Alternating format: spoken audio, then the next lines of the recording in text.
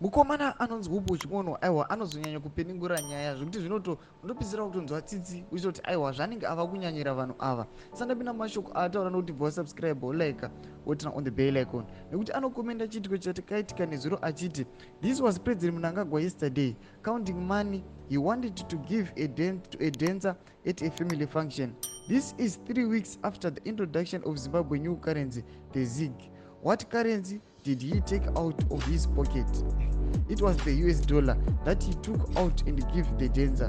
How can confidence be built in a local currency when the presidency take out the foreign currency at a public gathering?